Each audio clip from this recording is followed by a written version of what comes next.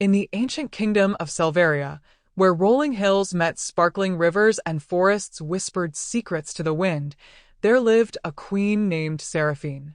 Renowned far and wide for her wisdom, grace, and calm judgment, Seraphine ruled not merely with power but with insight, understanding, and an unwavering sense of moral duty. Her palace, perched atop a gentle hill, overlooked towns and villages whose citizens revered her not for jewels or grandeur, but for the clarity, fairness, and care she bestowed upon every decision. Seraphine's early years had been shaped by mentors who taught her that knowledge alone does not make a ruler wise.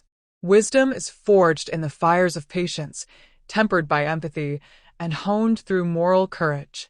She remembered lessons from her youth, how a single honest word could prevent war, how careful listening could avert disaster, and how compassion could bind hearts stronger than chains of gold. One spring, a challenge unlike any other arrived at Selvaria's gates. Traders from the neighboring realm of Dravania brought troubling news. Disputes over shared lands and resources threatened the delicate balance between the kingdoms.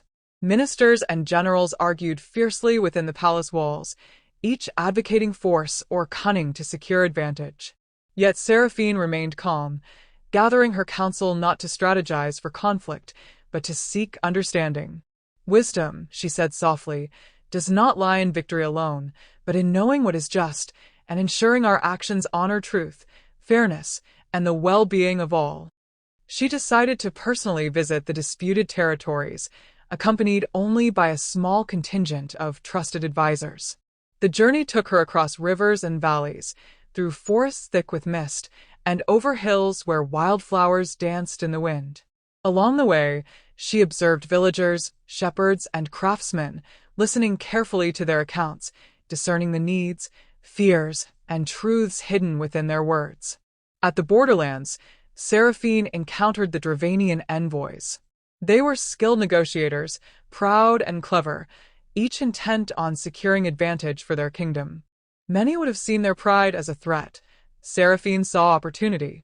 With gentle authority, she invited dialogue, offering transparency and encouraging the envoys to speak openly. She shared maps, discussed resources, and patiently examined every claim. For days, discussions continued. Challenges arose, misunderstandings, old rivalries, and distrust, but Seraphine remained steadfast. Her wisdom lay not in dictating terms, but in guiding conversation with empathy, clarity, and moral insight.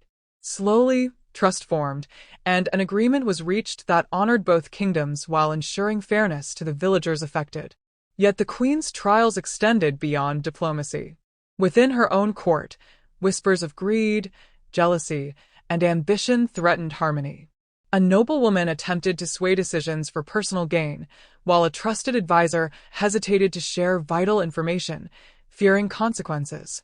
Many urged Seraphine to punish or ignore these breaches, but she knew true wisdom required patience and moral guidance. Leadership, she told her council, is not merely enforcing rules, but teaching the heart to discern what is right.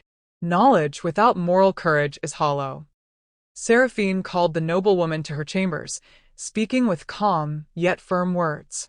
She explained the consequences of deception, not to shame, but to teach responsibility and ethical conduct. The noblewoman, moved by the queen's sincerity and clarity, acknowledged her faults and pledged loyalty to the kingdom's higher values. The advisor, witnessing Seraphine's fairness, shared the vital information previously withheld, restoring transparency and trust within the court. Meanwhile, Seraphine devoted time to her people, traveling to villages, listening to disputes, and mediating conflicts. She resolved disagreements with subtle wisdom, teaching that fairness, empathy, and careful thought could prevent resentment and discord.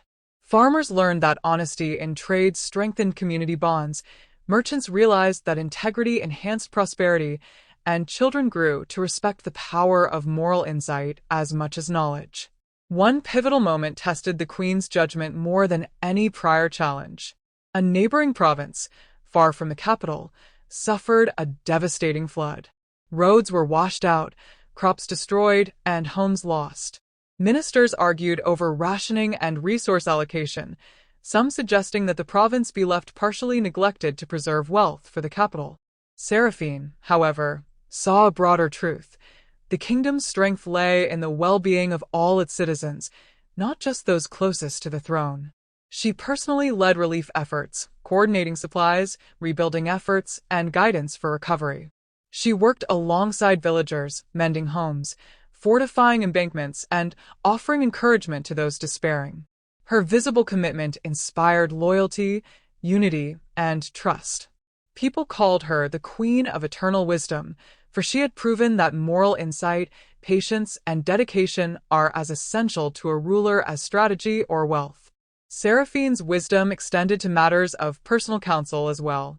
Young women and men of the court sought her guidance, not only in governance, but in life. She taught that ethical choices, empathy, and understanding strengthen character and foster communities capable of weathering storms, both literal and metaphorical. Years passed, and the kingdom of Selvaria flourished under her guidance. Crops were plentiful, trade thrived, and citizens were united by respect and mutual care. Stories of Seraphine's decisions became lessons in schools, tales recounted by villagers, and examples for future rulers. Her calm, thoughtful approach to life and leadership set a standard of wisdom and moral integrity unparalleled in the annals of history. In the twilight of her life, Seraphine would often walk along the palace terraces, watching the rivers catch the golden light of sunset.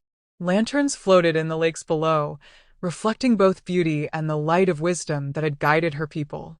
She reflected not on wealth or accolades, but on lives touched, hearts guided, and lessons imparted. The queen had proven that knowledge guided by morality, patience, and empathy is the most enduring legacy a ruler can leave. As she passed into legend, Selvaria remained a kingdom of harmony and respect, its people guided by the principles Seraphine embodied: wisdom tempered by compassion, moral courage paired with insight, and leadership that honored the dignity of every heart. Lanterns continued to float each spring, symbolizing the eternal light of wisdom, illuminating paths for generations to come.